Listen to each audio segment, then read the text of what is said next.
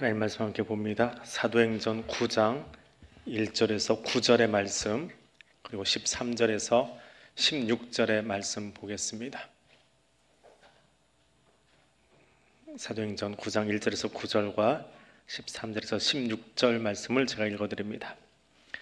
사울이 주의 제자들에 대하여 여전히 위협과 살기가 등등하여 대제사장에게 가서 다메섹 여러 회당에 가져갈 공문을 청하니, 이는 만일 그 도를 따르는 사람을 만나면 남녀를 막론하고 결박하여 예루살렘으로 잡아오려 함이라.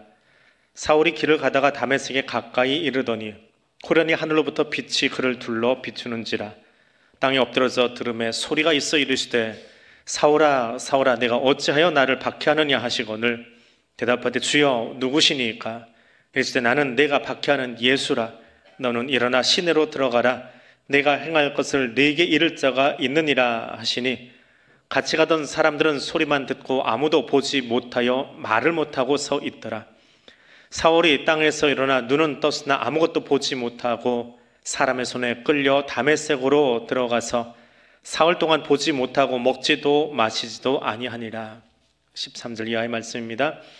아나니아가 대답하되 주여 이 사람에 대하여 내가 여러 사람에게 듣사온즉 그가 예루살렘에서 주의 성도에게 적지 않은 해를 끼쳤다 하더니, 여기서도 주의 이름을 부르는 모든 사람을 결박할 권한을 대제사장들에게서 받았나이다 하거늘, 주께서 이르시되 가라. 이 사람은 내 이름을 이방인과 임금들과 이스라엘 자손들에게 전하기 위하여 택한 나의 그릇이라. 그가 내 이름을 위하여 얼마나 고난을 받아야 할 것을 내가 그에게 보이리라 하시니. 아멘.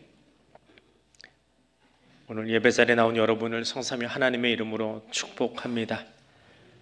더불어 지나간 시간들을, 또 대한민국을 여기까지, 그리고 또 교회를 오늘 여기까지, 또 자녀들 지금까지 세우신 우리 어르신들, 우리 부모님들의 수고와 그 삶에 대해서 하나님께서 갚아주시고 또 위로가 함께 하시기를 바랍니다. 우리 어버이 주일에 잠깐 제 아버지 이야기 하나만 하고 시작하겠습니다. 저희 아버지는 사남매 맞이였습니다. 경찰로 복무하시다가 중간에 퇴직을 하셨는데, 동생들 앞길을 위해서 그 학업 중도에 포기하고 선택한 길이 경찰이었다고 들었습니다. 당시에 정부가 빨치산 토벌에 나서는 경찰들에게, 요즘으로 치면 전투경찰 효신 것 같아요. 그 경찰 복무를 하면 군 복무를 면제해 주겠다라는 약속을 했다고 합니다. 근데 정권이 바뀌고 나니까 새로운 정부에서는 그 약속을, 정부가 했던 약속을 휴지 조각을 만들어 버렸습니다. 휴지 조각만 된 것이 아니라 그렇게 군 복무 대신에 경찰 업무를 보던 상당수의 경찰 공무원들을 퇴직시켜 버렸습니다. 군대 다녀오지 않았다는 이유로 강제 퇴직을 당했습니다. 그 이야기를 저는 조금 크고 나서야 들었습니다. 그리고 화를 낸 건 오히려 접니다. 정부가 어떻게 그럴 수 있나? 국가가 국민들에게 했던 약속을 어떻게 그렇게 휴지 조각을 만들고 그 공무원들을 하루아침에 실직자로 길거리로 내몰 수 있을까? 상당히 화를 냈고, 그래서 현충원 참배가면 그 대통령들 묘소 앞에서는 고개 바짝 쳐들고 서 있기도 했었습니다. 그런데 아버지는 그 일에 대해서 원망하는 것을 들어보질 못했습니다. 오히려 시간이 흐르고 문민정부가 들어선 다음에 그 정부에서 과거의 정권이 행했던 잘못된 일들, 그렇게 쫓겨났던 그 경찰 공무원들을 하나씩 명예회복을 시켜줬습니다. 다른 보상을 한 것은 아니고요. 그리고 그때 그곳에 참전했다라고 하는 이름으로 포장이라고 합니다. 훈장 밑에 서열인데 포장을 하나 서훈한다 그러죠. 훈장 주는 것을 서훈한다고 표현하는데 그렇게 주었습니다. 아버지가 그 받은 그 포장을 저한테 주시면서, 그래도 이제라도 국가가 우리에게, 그렇게 퇴직당했던 사람들에게 이것을 주면서 이야기하는구나 라고 하면서 오히려 감사하는 이야기 하시는 것을 보았습니다. 인내하는 것이 무엇인지, 온유함이 어떤 것인지 성경에 있는 단어보다는 아버지의 삶을 통해서 그 말씀을 통해서 더 많이 배우게 되었습니다.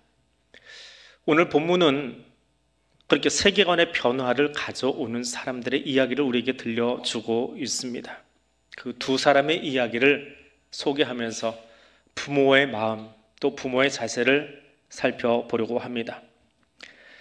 사도행전을 기록한 누가는 스데반의 순교 이후에 걷잡을 수 없이 혼란스러운 1세기 유대 사회를 지금 계속해서 묘사해 나가고 있습니다. 각각의 단편 에피소드들은 사도행전, 더 크게 누가 사도행전이라고 하는 큰 그림 안에서 이해되고, 그리고 그 큰 그림은 그 안에 있는 각각의 에피소드를 연결할 수 있도록 도와주고 있습니다. 오늘 본문 9장도 큰 그림 안에서는 그렇게 큰 파장이 아닙니다. 그런데 9장 안으로 들어와서 하나의 에피소드를 또 들여다보면 이것은 작은 돌멩이 던져진 파동이 아니라 쓰나미와 같이 밀려오고 있는 엄청난 파동인 것을 우리는 보게 됩니다.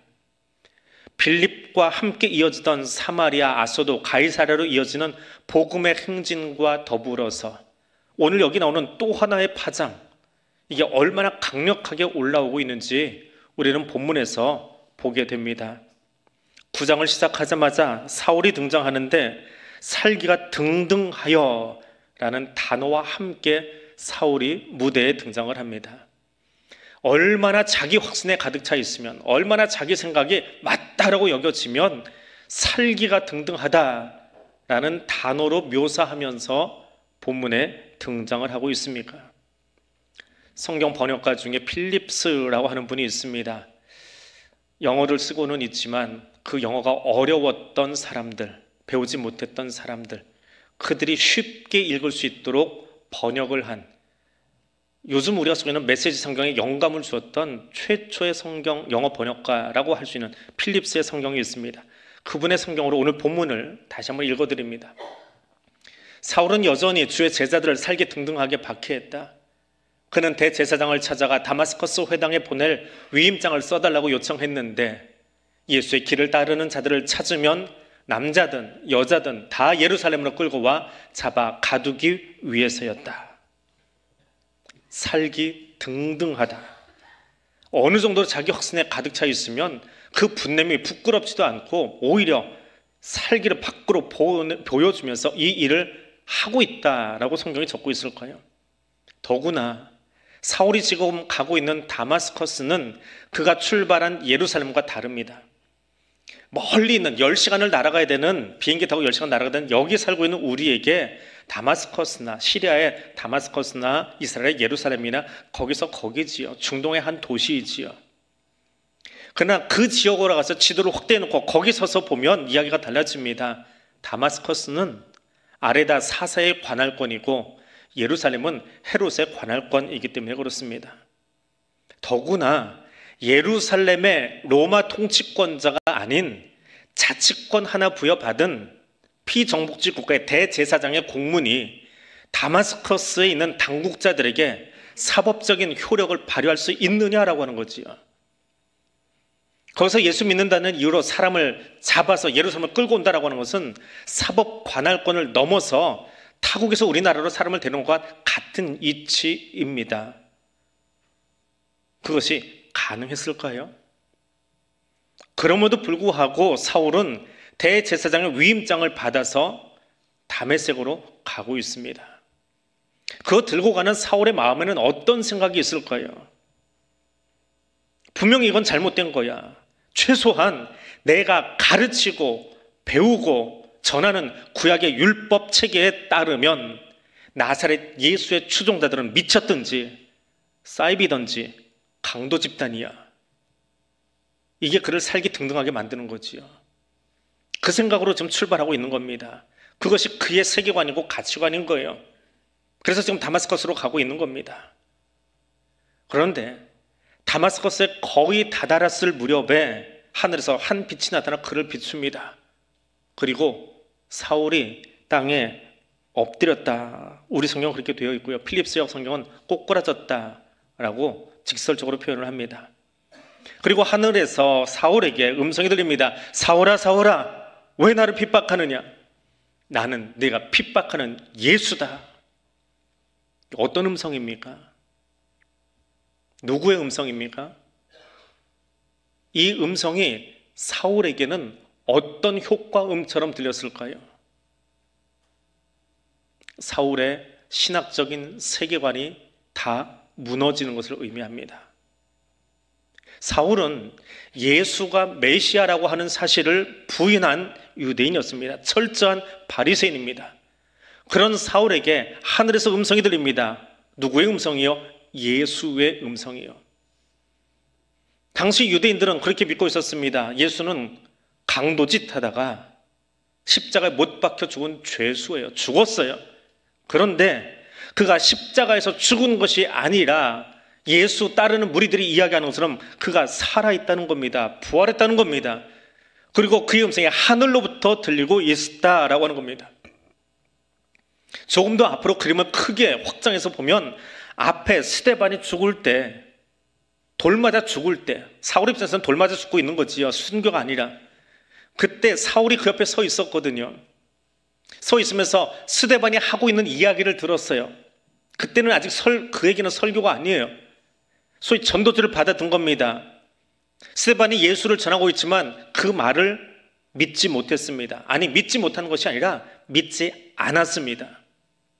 그런데 지금 그 스데반이 했던 설교에 나오는 예수가, 예수 따르는 무리들이 외치고 있는 그 복음이 진실입니다. 그것은 자기가 가지고 있던 구약의 신학 세계관이 다 무너져 버린 겁니다. 자기가 알고 있던 구약의 세계관이 송두리째 흔들리는 장면이 다메섹으로 가던 그 길 위에서 일어난 사건입니다.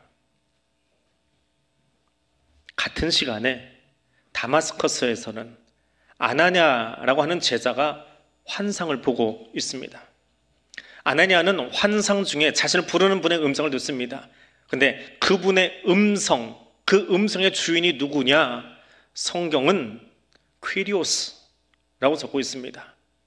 퀴리오스는 황제라고 하는 뜻입니다.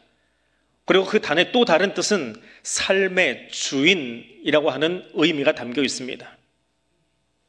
그 아나냐의 삶의 주인, 그 아나냐의 황제 되신 분이 아나냐를 부릅니다. 그 제자를 부릅니다. 그랬더니 아나냐가 대답을 합니다. 그 호출에 대답하니까 하늘의 음성이 환상 중에 그에게 이렇게 들려옵니다. 일어나서 고든길이라는 거리의 이름이 고든길이에요. 우리는 직가라고 되어 있습니다. 고든길이라는 거리에 가서 유다라는 사람 집에 머물고 있는 다소 사람 사울을 찾아라. 지금 그가 기도하는 중인데 아나니아, 너를 얘기하는 거예요. 아나니아라는 사람이 집에 찾아와서 자기에게 안수하여 잃어버린 시력을 되찾는 모습을 마음의 눈으로 보고 있다 라고 이야기합니다. 요게벳의 노래라고 하는 CCM이 있습니다. 그 CCM에 이런 가사가 한 줄 나옵니다. 나의 삶의 참 주인, 너의 참 부모이신 하나님, 그 손에 너를 맡긴다. 이 한 줄 가사는요, 퀴리오스가 무엇인지를 분명하게 설명한 그런 가사입니다.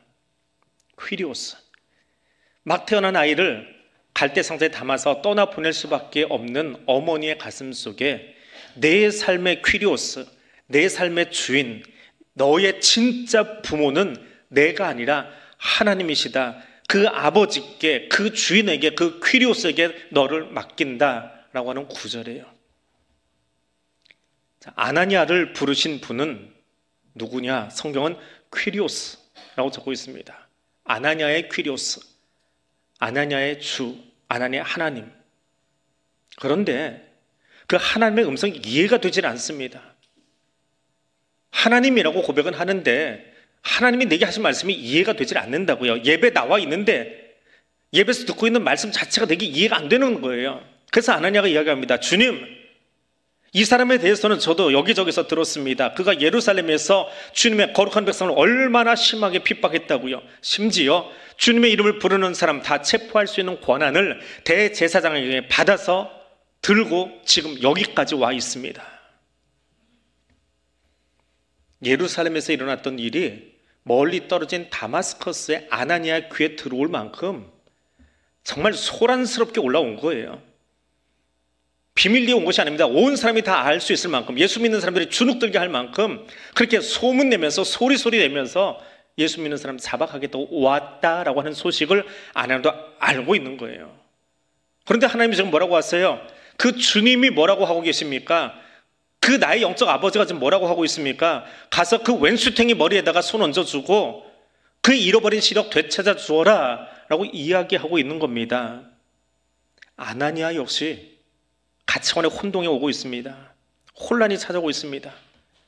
주를 따르는 사람들을 핍박한 원수 중에 원수가 그 대가 치르고 있는데, 하나님 믿는 사람들 핍박하다가 눈 멀었어요. 그럼 우리 뭐라고 해요? 거 봐라, 안 믿으니까 그 꼴 나지, 쌤통이다, 고소하다, 그러지 않겠어요? 눈이 안 보이는데 꼴 좋다? 근데 꼴 좋다라고 이야기하고 싶은데 나의 주님이 나타나서 아나니아에게 이야기해요. 그 사람, 네가 꼴 좋다라고 이야기하는 그 사람에게 찾아가서 안수기도 해줘라. 눈 뜨게 해라. 근데 이게 뭐라고요? 우리 개역개정 성경 역사는 환상이라고 적어놨습니다. 환상 중에. 근데 영어 성경을 보면요, 한결같이 이것을 비전이라고 적고 있습니다. 그리고 조금 쉽게 풀어선 필립스역 성경이라든지 혹은 아이들이 볼 수 있게 번역해놓은 성경은 아이들이 비전이라는 단어를 이해를 못해요. 우리는 하도 많이 쓰니까 비전 하고 있지만 영어권에서도 아이들이 비전이라는 단어 몰라요. 그럼 아이들이 이해할 수 있는 비전의 또 다른 단어는 뭐가 있냐? 드림, 꿈이에요. 필립스역은 드림이라고 번역을 해놨습니다. 근데 우리말 성경은 환상이에요. 우리가 잘 아는, 좋아하는 단어로 바꾸면 비전이에요. 무슨 비전이 그런 게 다 있습니까? 아나니아 입장에서요. 너는 로마 선교하는 비전을 가져라. 너는 예루살렘 복음화의 비전을 가져라. 너는 중동 평화의 비전을 가져라. 그럼 얼마나 멋들어져요? 얼마나 힘이 있어요? 나 그런 비전 가지고 중동 선교사 나가면 얼마나 좋아요. 그런데 하나님이 비전이라고 주셨는데 그 내용이 뭐예요? 네가 그렇게 미워하고 두려워하고 싫어하는 사울에게 찾아가서 머리에 안수해주고 눈 뜨게 해. 그게 너의 비전이야 라고 이야기합니다. 뭐라고 하시겠습니까? 그 항변이 아까 읽어드렸던 아나니아의 항변이에요. 가치관이 흔들리고 있습니다. 가치관에 혼란이 찾아오고 있습니다. 살다 보면 우리의 세계관이 무너질 때가 있습니다. 나의 좁은 식견, 내 세계관으로는 이해할 수 없는 인생의 이야기들이 펼쳐질 때가 참 많이 있습니다. 그때 부모는 어떤 존재입니까? 믿었던 세계관이 흔들리고 있을 때, 아니 다 무너져 내버린 그 현장에서 부모는 어떤 사람이어야 합니까? 나의 주인, 나의 퀴리오스, 하늘 아버지는 이 본문 속에서 부모의 모습이 무엇인지 친히 보여주고 계십니다. 바울의 세계관, 구약적인 세계관이 통째로 흔들려서 기도하고 있을 때 하늘 아버지는 기다려주시는 분입니다. 살기 등등하게 내 가치관만으로 가득 채워져서 씩씩거리고 있을 때 그 분노의 감정을 가라앉히고 하나님의 마음으로 스물스물 들어올 수 있도록 기다려주시는 분. 예수를 만나고 눈이 어두워서 땅바닥에 엎드려졌을 때 사람들은 거 봐라, 나쁜 짓 하다가 혼나지 라고 하고 있을 때 눈조차 보이지 않고 자기가 믿었던 모든 것이 다 어둠이 되어버리고 무너져 내린 그 순간 하나님은 사울을 기다려주십니다. 기다리기만 하는 것이 아니라 또 다른 곳에서는 그 사울에게 비전을 선포해 줄 사람, 그 사람을 준비하고 내보내기 위해서 일하고 계시는 것이 하늘 아버지, 부모의 모습입니다. 아나니아의 세계관이 흔들릴 때 하늘 아버지의 마음이 이해되지 않아서 그 하늘 아버지께 항변하고 있는 그 아나니아에게 하나님은 내가 입술로는 예수를 나의 주인, 나의 아버지라고 고백하고 있지만 아나니아야, 예수가 누구냐? 십자가의 예수가 누구냐? 십자가 사랑이 뭐냐? 내가 가지고 있는 비전이 아니라 예수의 비전이 무엇이냐?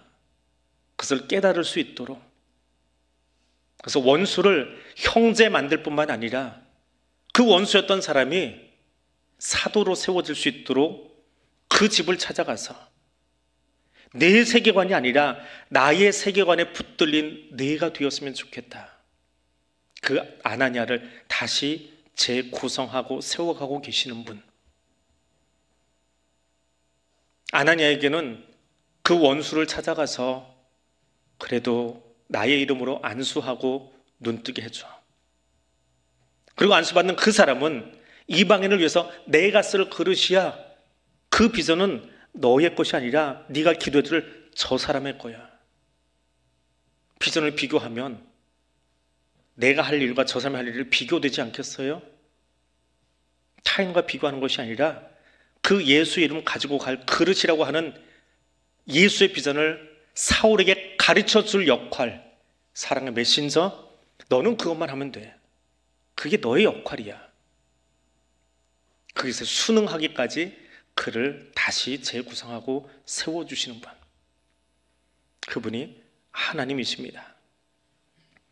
어버이 주일에 저는 나의 진정한 주인, 나의 참 부모 되시는 하늘 아버지에 대해서 묵상해 봅니다.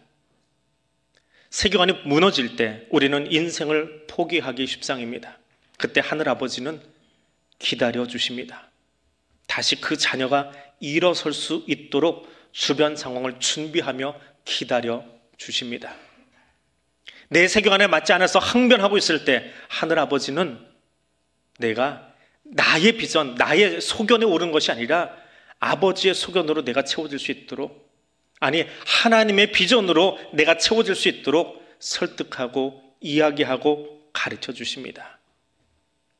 하늘 아버지는, 부모는 그렇게 나의 세계관을 재구성해 주시는 그런 분입니다. 아버지 이야기를 한 토막만 더 하고 설교를 맺으려고 합니다. 예전에 사역지에 있을 때 한 교인이 가족을 초대해서 본인이 운영하는 횟집으로 부른 적이 있습니다. 가서 대접해 주시는 회 맛있게 먹고요. 본인이 준비한 거니까 아무리 사례를 하려고 해도 사양하고 마다하십니다. 맛있게 먹고 마당으로 나왔습니다. 식사를 마치고 나왔습니다. 근데 마침 그 마당에 그 집사님의 딸아이가 초등학교 저학년으로 기억을 해요. 딸아이가 놀고 있는 거예요. 그래서 잘 되었다. 집사님은 따로 사례를 받지 않으시니까 이 아이에게 용돈 주면 괜찮겠다, 좋겠다라는 마음이 있어서 아이에게 용돈을, 그 초등학생 그 저학년 그 아이가 쓸 수 있을 만큼의 용돈을 손에 쥐어 주었습니다. 그랬더니 아버지가 그 모습을 옆에서 보고 계시다가 불쑥 저한테 그러시는 거예요. 이렇게 용돈 주면 되는 걸까? 이것이 그러면 집사님이 영 받지 않으시는데 그 사례에 대한 팁 정도로 이해하면 될까? 근데 얼마 정도 주면 서로 미안하지 않고 과하지 않고 괜찮을지, 나는 이런 걸 안 해봐서, 좀 어렵게 살다 보니까 이런 걸 안 해봐서 궁금해서 물어본다 라고 제게 질문을 하시는 거예요. 한참 설명을 드렸던 기억이 납니다. 약간 우쭐했었겠지요. 근데 지금 가만히 생각해 보면 아무리 어렵게 사셨다고 그런 경우를 모르실까요? 아니, 혹 모르셨다고 해도 이제 막 40 넘어가고 있는 그 아들에게 70 나이 되신 아버지가 물어볼 이야기냐라고 하는 거지요. 아버지는 그 모습을 통해서 제게 겸손이 무엇인지, 그리고 어른도 계속해서 배워가는 거야 라고 하는 그 메시지를 본인의 삶으로, 본인의 말로 아들에게 가르쳐 주셨습니다. 어른은 그저 권위만 세우는 것이 아니라 어린 아이에게서도 배우려고 하는 그 겸손을 가질 때 진짜 어른이 되어가는 것임을 아버지는 그 삶 속에서 들려주시고 가르쳐 주셨습니다. 아직 아버지만큼은 살지 못하는 것 같지만, 근데 그 아버지가 보여주신 순간순간의 작은 에피소드들이 더 큰 나의 모습을 만들어가고 있는 그런 가르침으로 하나님이 주게 주신 가장 귀한 선물이 부모님이십니다. 부모는 자녀의 세계관을 재구성해 주는 존재입니다. 그 세계관이 작고 여릴 때, 혹은 그 세계관이 무너서 엎드려 있을 때 기다려주고 또 세워주고 주변에 만들어가고 있는 그것이 부모입니다. 여기 앉아있는 부모된 여러분, 혹은 이제 부모의 자리에 서야 할 젊은 성도 여러분, 하늘 아버지께서 우리에게 보여주신 부모의 자리, 세계관을 재구성해주는 그 부모의 자리에 함께 설 수 있기를 주님의 이름으로 부탁하며 축복합니다. 오늘 말씀 기억하면서 우리 함께 기도하겠습니다. 하늘 아버지의 비전이 나의 비전 될 수 있기를 원합니다. 나의 작은 소견이 아니라 주님이 원하시는 사랑의 사람으로 내가 세워져 가기를 원합니다. 그리고 부모님 사랑 속에 오늘 내가 여기 있습니다. 그 부모님께 감사하며 그 부모님들의 노년의 건강과 평안을 위해서 우리 교회에 계신 신앙의 선진들, 우리 어르신들을 바라보며 축복하며 기도하는 이 시간 될 수 있기를 원합니다. 이렇게 기도하겠습니다. 사랑과 은혜의 하나님, 자신이 가졌던 그 세계관과 가치관이 가장 타당해 보여서 살기 등등하게 등장했던 사울의 모습을 바라봅니다.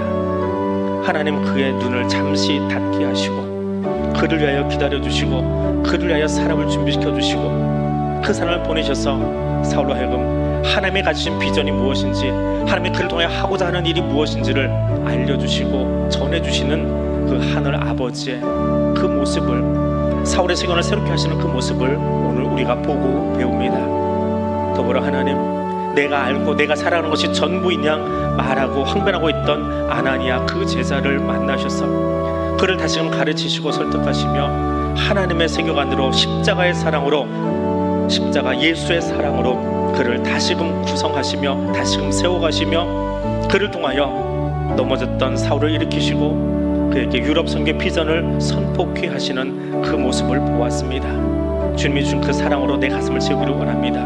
나의 생각과 나의 소견이 아니라 주님이 주신 그 말씀과 사랑으로, 십자가 사랑으로 내 가슴을 채울 수 있기를 원합니다. 그리고 오늘도 그 사랑과 그 눈물로 자녀들 양육하신 부모님들, 그 부모님의 사랑 속에 내가 여기 있음을 감사하며 사랑 부모님들의 노년의 삶을 위하여 저들의 그 풍성한 삶이 노년에도 더 아름다워지며 하나님 기뻐하시는 삶 될 수 있도록 축복하며 기도하기를 원합니다. 우리 교회가 오늘 여기 있기까지 함께 수고하며 헌신하셨던 사랑 어르신들의 삶을 돌아보며 그 등대에서 저들을 축복하고 또 하나님 그 노년의 삶을 더욱더 붙잡아 주시고 하나님의 풍성한 은총으로 함께 줄 것을 기도하며 여기 함께 엎드립니다. 부모된 자나 이제 부모가 되어야 할 그 자리에 서 있는 젊은 성도들이나 주님, 우리에게 보여주셨던 하늘 아버지가 보여주셨던 그 아름다운 사랑의 자리에 우리가 함께 설 수 있기를 원하오니 성령 우리와 함께해 주시옵소서. 나의 주 나의 하나님, 감사합니다.